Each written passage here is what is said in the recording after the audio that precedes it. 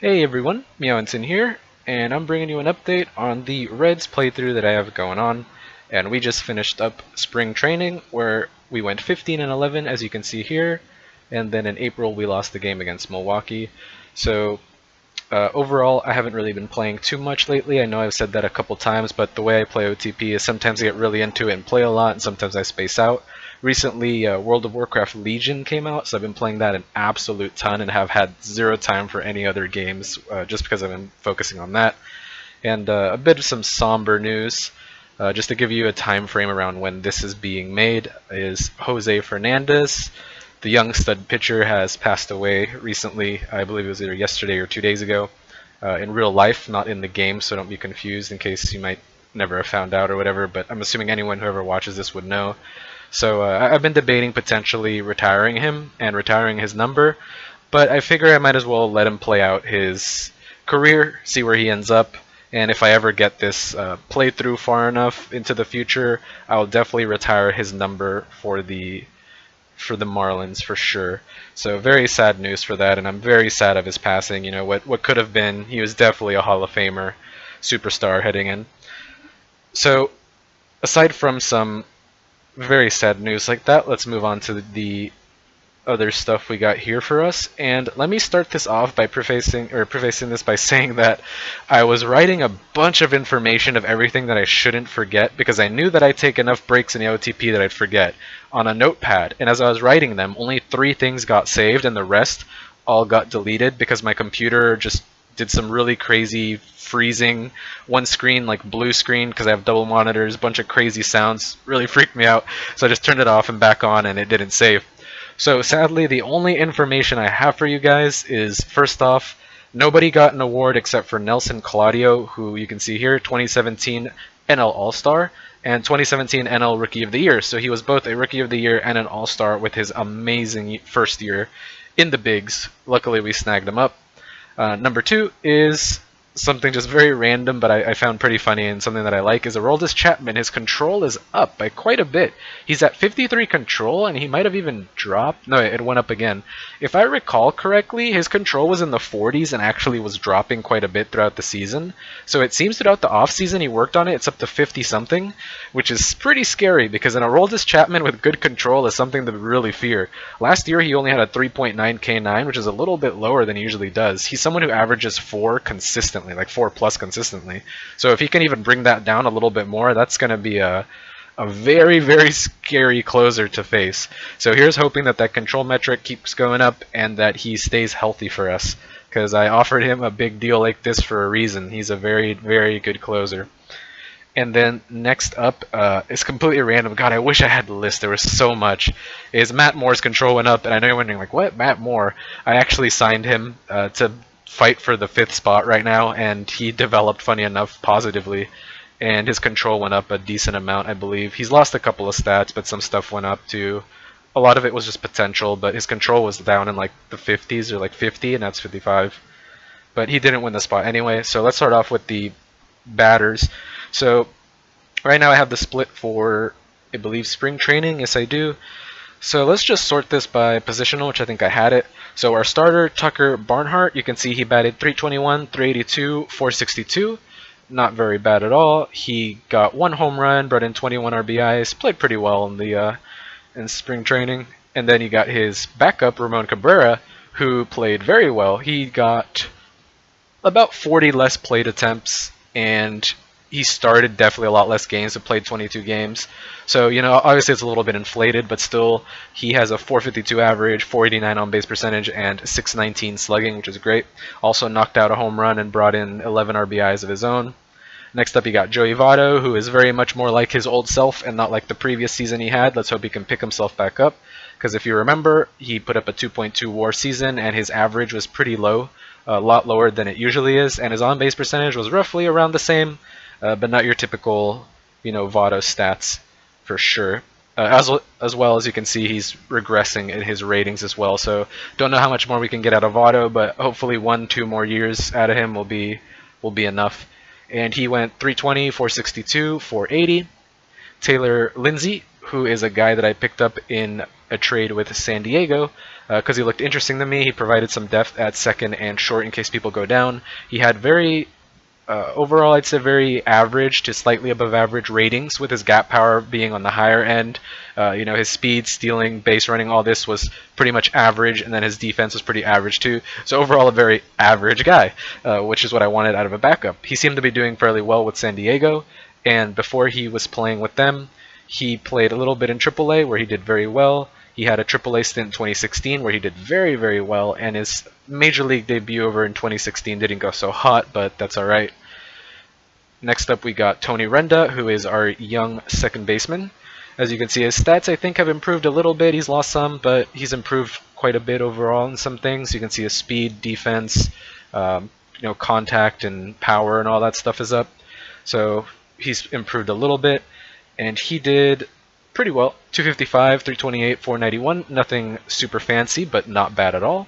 Heimer Candelario, who is someone we got in the Rule 5 draft, because I was very interested in the fact that he could play multiple positions, short, second, first, and his best is third.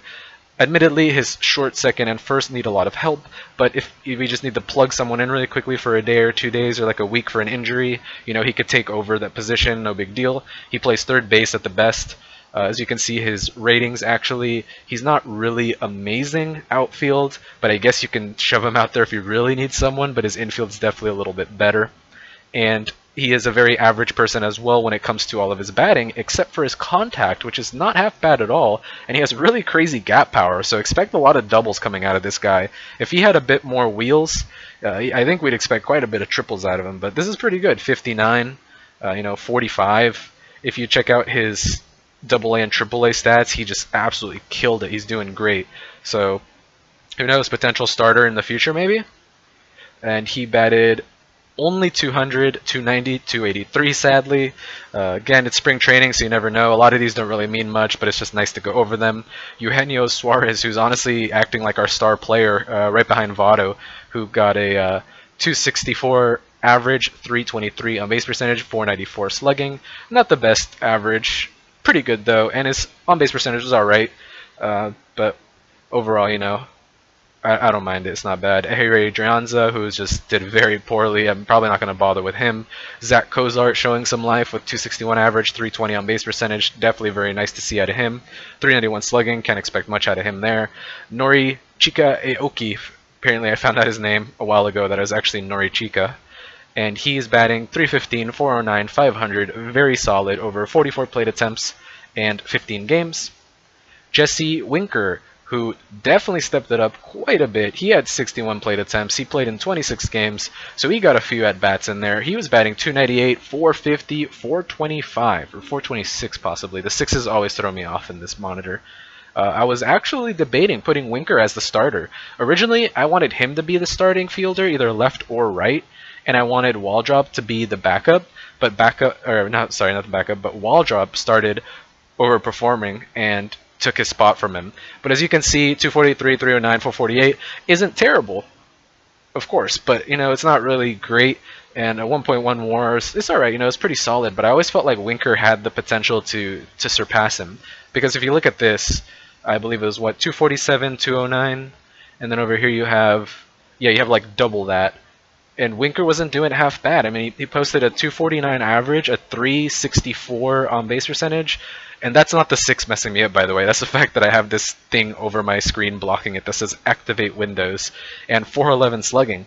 So he did fairly well in the at-bats that he got, and I feel like he has the higher potential than Waldrop does. So we'll have to see. Only one person is going to have the backup spot for the outfield because of how I want to do things.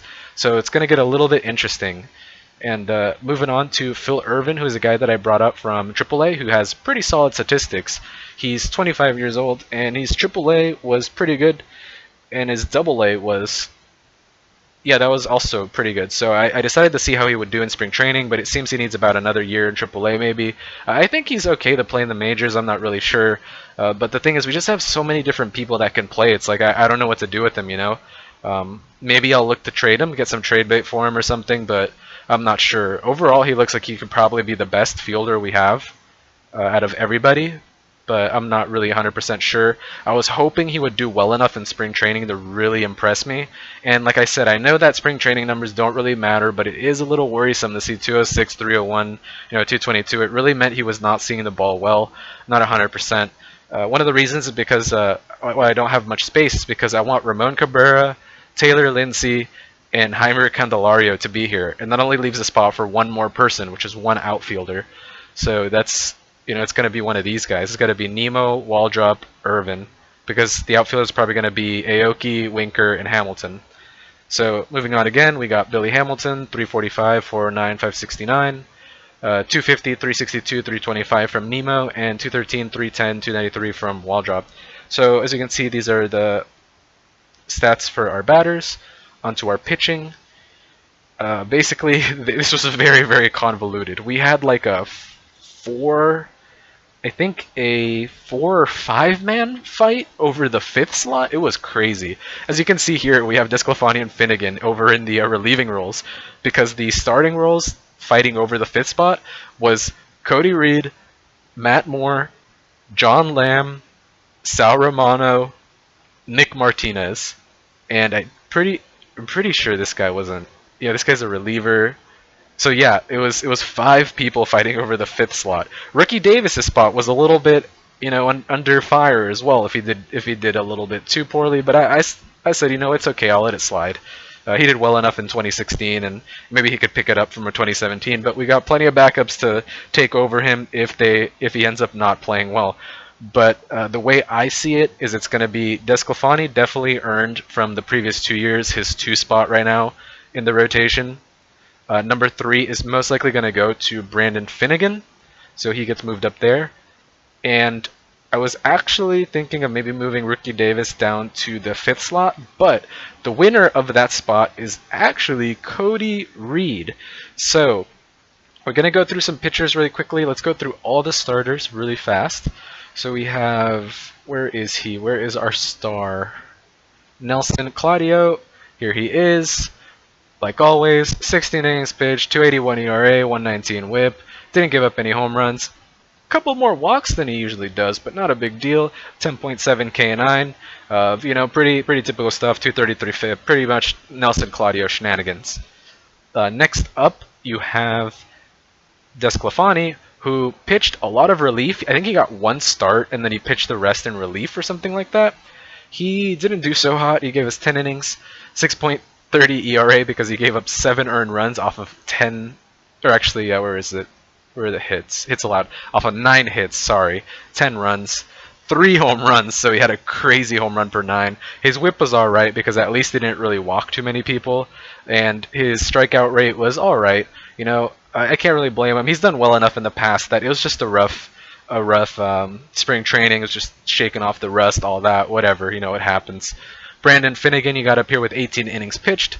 He had 17 hits allowed with only 1 home run, 5 runs, 5 earned runs, 2 walks, 18 Ks, which gives him a 2.50 ERA, 106 WHIP, 0.5 home runs per 9, 1 flat walks per 9, and a 9.0 K9. Let's hope Brandon Finnegan can keep that up. That would be lovely. Please. Ricky Davis, 16 innings pitched, 4.50 ERA, 113 WHIP, 0.6 home runs per 9, 1.7 walks, 7.3 Ks. So he got a decent amount of strikeouts and not too many walks. He did allow 8 earned runs, which sort of beat him up a little bit in ERA, but if you check here, he had a 295 FIP, so maybe it was some sort of defensive issue or whatever going on, but he did allow 15 hits, which was a little bit high-ish, but nothing terrible. That's why he had such a fairly good whip as well, because his balls were very, very low. No innuendo intended. And here are the guys fighting for that 5th slot. So we've got John Lamb, who gave us a 2016 of not that impressive. It was okay. He gave us 2017 good AAA stats, so I was like, okay, let's call him up, but then he didn't really give us too much after that. Very forgettable stats. And in the spring training, I was going to call it preseason. I guess I could call it that, but it's technically spring training. John Lamb, let's see his stats. Where'd he go? 16 innings pitched, 7.31 ERA, 194 WHIP, 1.7 home runs per 9, 7.3 walks, 8.4 K9. Not really much needs to be said. Another one of our candidates, Sal Romano, with 15 innings pitched, 4.70 ERA, 130 WHIP, 1.2 home runs, 2.9 walks, 6.5 Ks. He had a 4.63 FIP, so he had a FIP that matches his ERA. Nick Martinez, I would have loved to seen more out of him, but he got injured and he was out for about 2 weeks, I think. So he really did not get very much time at all. He only got 8 innings, and he did fairly well in those innings. Enough that I was debating giving him the 5th slot, but he just didn't show enough, you know? In 8 innings, you could definitely have a really great enough outing to really speak a lot. So I would have been far more comfortable if he was up in 15, 16, I'll get a little bit more, because then if he got rocked in those, then it would have brought him back down to earth. So I'll see with him. I will definitely keep him as a reliever, I think, maybe like a long relief. Either that or like, I don't know, maybe more. So another one who is competing for that is Matt Moore, who I picked up fairly cheap. I think it was only like 500 and something. It says minor league free agent contract, but I swear I picked him up for like 500 and something $1,000. He was very cheap. So I decided, no, why not? He's still pretty young, 28 years old, good stamina, hold runners. His 3 pitches are all like plus pitches. Great stuff, movement's pretty good. His control's the only thing a little lackluster, so I was like, you know, why not? Not that expensive. He pitched the most out of anyone with 19 innings. He got destroyed. 27 hits, 17 runs, 15 earned runs, 13 walks, and 19 Ks, 7.11 ERA, 2.11 WHIP, 0.9 home runs, 6.2 walks, 9 Ks, and a 4.62 FIP to go with that. So yeah, Matt Moore sort of dropped the ball. I would have really liked to have him on my team. I'm a fan of him, and he got picked up by the Giants this year, so it made me a bigger fan. But we have the winner who showed up was Cody Reed, who was the guy I talked about way long ago at the beginning of this series, if you remember, that I wanted to call him up eventually. And I gave him a shot back in 2017 and gave him 33 innings, but he sort of dropped the ball there himself. His walk rate wasn't too bad, his K rate wasn't terrible, but he really struggled with the home runs allowed. He allowed 7 over 33 innings, and his ERA suffered because of it. And his WHIP was also a little bit high because of so many hits allowed and the home runs that he allowed and everything. So I think after he got some time to develop a bit more that he'll be ready this time. He put up a far better stat line than before. You can see here over 16 innings he gave up 18 hits, 1 home run, 9 runs, 8 earned runs, 3 walks, 15 Ks, which comes up to a 4.50 ERA, 131 WHIP, 0.6 home runs per 9, 1.7 walks per 9, 8.4 K9, and a 270 FIP. So he definitely did a lot better, and he did well enough to really impress me and get the number 5 slot from everybody else. So he won this little competition, and the nice thing is that he is another lefty. It's pretty nice to have 2 lefties in the rotation. I like to have at least 1, but 2 is pretty good too. And as far as where everyone else will go, Sal Romano is going to go back to the AAA team. Matt Moore will probably go to the AAA team. Nick Martinez, I want to see if I can make space for him in the bullpen, but I'm not 100% sure if I can. And John Lamb, I honestly might just look around to trade him. His contract isn't super high, you know, 1.3, 2.3, 3.3. It's not really a super high contract. He's still young-ish, 27. I think someone might want to pick him up. I'm not sure. I'll see what I can get for him. Hopefully some good rookies or something, who knows. But yeah, that's it for the starters. So moving over to all relievers, we will see by innings pitched, Aroldis Chapman, I think he might have gotten hurt. Where is his history? Injuries, 2017, nope. I guess he just didn't really get that many innings. I mean, he is a reliever, but alright, so Aroldis Chapman, 7 innings pitched, 0 ERA. He gave up 3 hits. No home runs, no earned runs, nada, nothing, zip zilch. 3 walks, 11 Ks. So with his 0 ERA, he had a .136 average against him, which is filthy. Please, Chapman. Please, buddy. This is what I signed you for. Be like this for us for a while. Please. .86 WHIP, no home runs, 3.9 walks, which is actually lower than his usual. 14.1 K9, and 134 FIP. He actually put up a .3 WAR for that. Pretty crazy. Michael Guipe. I'm going to call him Guap, because that makes you think of money. You know, guap, Gouda, cheddar, cheese. Alright, so Michael Guap, I got him in a trade from Boston, I believe. It said he was with Seattle, so I guess Boston picked him up, and then they felt they could trade him to me. I forgot what I traded for him. He was an interesting guy because he was 27 years old and a pretty decent reliever. His hold runners isn't half bad, and he's got 3 pretty much plus pitches with his changeup being plus plus.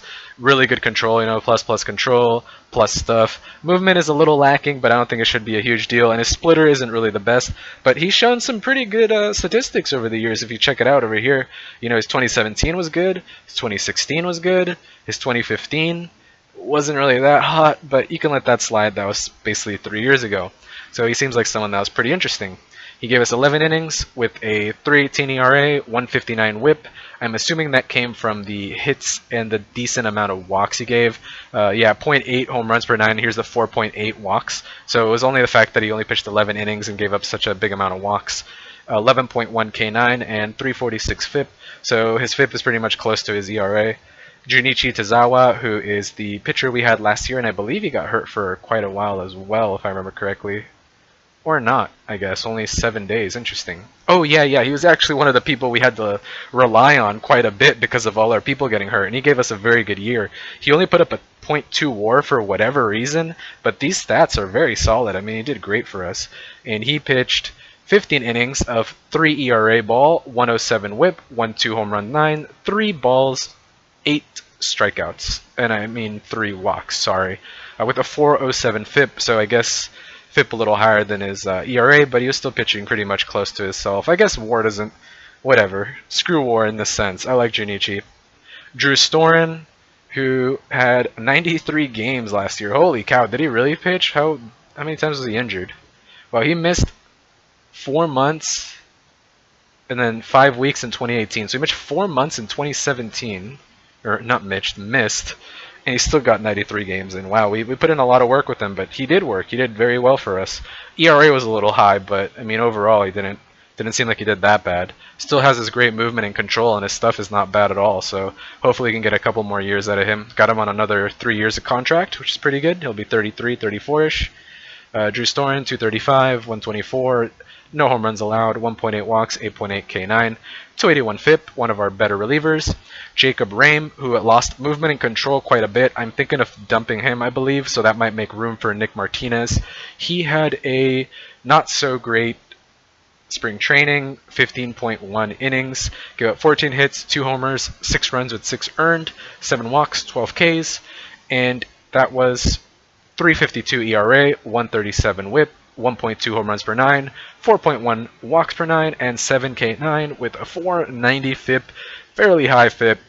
One of the highest we had, if not the highest, I think. Yes, it is. Next up, Caleb Cotham, who is our long reliever.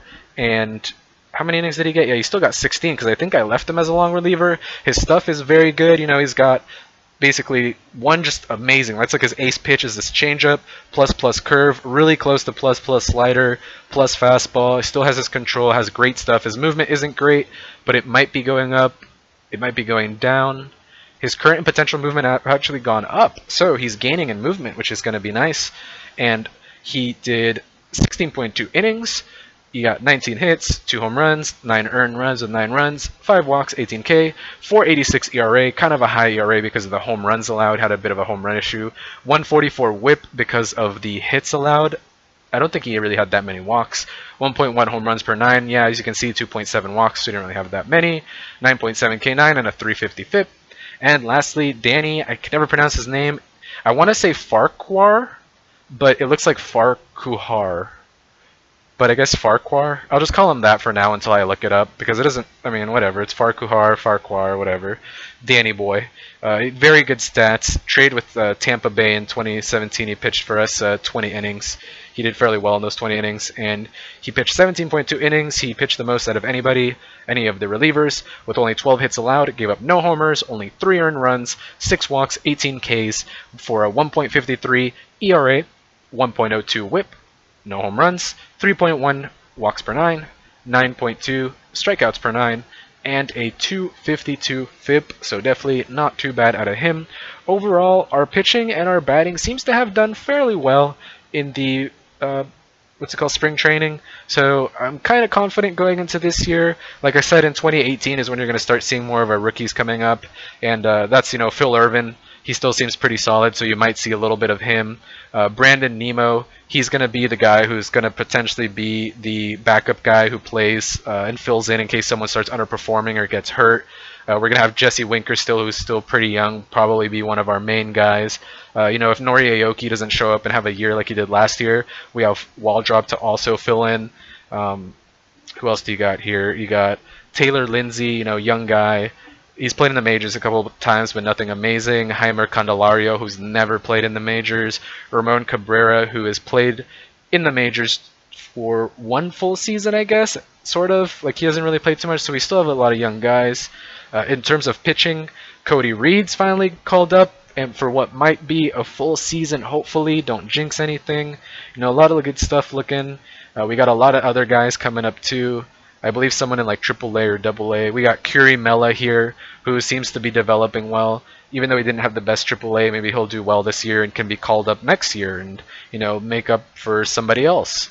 Robert Stevenson, I don't think he's anyone. Yeah, he's no one who's that great. When it comes to lineups too, we have Trent Clark. Trent Clark is someone who is doing very well, I would say, in the minors. He had a great A+, and then he got a AA. He did pretty well there too. His statistics obviously fell, but well enough. He needs to grow a little bit in ratings. He's still very young, very raw. I was thinking of starting him in AA again this year and then maybe bumping it up to AAA, but I want to see how he does in AAA first and then evaluate it. He's probably going to get another year, 2, maybe even 3 in the minors, but we'll be seeing him pretty soon. Excited for this guy. Left and center. He could potentially be the new Billy Hamilton after we have to let him go. You know, he's got crazy speed, crazy defense, and he's also got, you know, the potential to be a very good offensive player because his contact is already at a very, very solid level and it can grow more. His avoid Ks is already 50 plus and that can still grow. 67 gap power when paired with the speed and his base running. He's going to be a lot of doubles and triples coming out of this guy. As you can see, 18 doubles here, 11 here, 4 triples. Definitely something solid. And the thing is, this guy has some pop. If he could just grow a little bit more, you know, get some muscle, work on his hits, he might be a couple home run hitter, you know, like 5 to 10 home run a year guy. I don't mind that out of someone who's speedy, defensive, and has some contact. Even if his eye and discipline isn't that great, so be it. You know, he could be an average guy. So I'm really, really excited for Trent Clark and how he's going to turn out. Bryson Smith ended up being a little bit disappointing. So, you know, you win some, you lose some. Boswell was the other guy he honestly seems freaking MLB ready, and I don't know why he's in AAA right now, but he killed it in A+. I think I might move him back down to AA to bat there a little bit before I move him on AAA, but I mean his ratings suggest he could do well in AAA. Great contact, good gap power, good eye and discipline. Avoid Ks needs a little work, but has great potential. He plays a mean second base. His shortstop isn't bad. Very solid defensively. His base running stats are good. You know, overall seems like a pretty good player. So you got Brett Boswell and Trent Clark over here. Curry Mella isn't too bad. And I believe in AA we have a couple people. None of the pitchers really stand out. So I think it might have been the batters. I think it was like a shortstop. Yeah, it was Guzman and Trahan, but Guzman seems better. Trahan has kind of fallen off a little bit. He doesn't really seem to be progressing too much. You can see his development. He is getting positives, but some negatives in there. Might look to trade him. Not really sure because I'm really excited for this guy right here. Larry Guzman, who was the 2nd round pick in 2016. Oh boy. 2nd, 3rd, and short. Defensive ratings, amazing defensive player. His base running is superb. His stealing is definitely not bad, and his speed is pretty average. And the great thing about him is avoid case is the potential to get really, really, really high and just not really strike out much. He has potential to be a fairly good contact hitter. So, you know, contact with avoiding case is going to make a lot of contact on the ball and get, you know, those hits out there. And his eye and discipline, even 40, you know, even though if that's not that great, you know, to at least get him some decent on base percentage. But look at his statistics. I mean, he killed it in college, and then the first year in the rookie league, 266, 315, 391, then 250, 382, 286. Didn't really slug for much in the rookie league in 2016, but then in 2017 he went in the A, 285, 367, 446, put up a .7 WAR. AA, got even more games in. He put up a 320, 374, 478. He's just killing it. So right now I'm gonna leave him a little bit in AA and see if he can come up to AAA, and he's gonna have some home run power too if he can. So yeah, just a lot of really exciting prospects for all over the place. Our team's gonna have some pretty talented guys in the years, and it's gonna make me a little bit sad, a little bit sentimental to let go of some of these guys. Like maybe Renda might need to get going. Kozart's gonna get replaced most likely. Hamilton, Aoki, and these guys are gonna get replaced. Votto's gonna get old eventually, but it's gonna be nice to have some new life. And I'm still working on those pitchers. None of them are really turning out too well for me except Groom. I hope this didn't mess up Fraps at all. Where is my search? There it is. So let's look up Groom and see how he's been doing. Come on. There we go. Okay, so his ratings are pretty okay. He's only pitched in rookie league, so I'm putting him in A league. He's 19 years old. You can see he didn't really do anything too amazing, but he's still young. He's still working at it. His changeup has a lot of room to grow. His curveball and fastball have been growing. His stuff, movement, and control aren't half bad. You can see his development here as it goes up and up and up and up. He's lost a couple of things, but nothing too major. His velocity's gone up quite a bit. He's now a 94 to 96 guy. He lost a little bit of stamina, potential control. It's just a lot of potential. The only currents he's lost is his control right here, where he lost a little bit. But then I think he regained it. Yeah, he regained his control again, and his stamina. That's one of the big things that dropped, was his stamina. He's only at 60 now, but that's still definitely perfectly fine. So Groom seems to be like our future ace, the guy that I really would love to have on our team as fast as possible, but I really don't want to rush it and ruin it, because he can definitely be our future Nelson Claudio. Alright, so let's hope that I didn't mess it up again. So yeah, next time I start the episode for, I guess whenever the next one comes out, I'll be doing April and May. The rosters will have been set, and it'll be April and May. After that, I'm going to do June and July up to the All-Star game, and then I'm going to do July in August, and then maybe September, October this time, and not do it in one big thing. I'm not really sure. I'll see what I do this year. Maybe I'll mix it up. I'm not sure. But yeah, hopefully you guys are up to date on everything now and are pretty happy, and are hoping some of these guys end up doing well. And yeah, wish me luck. See you next time. Bye-bye.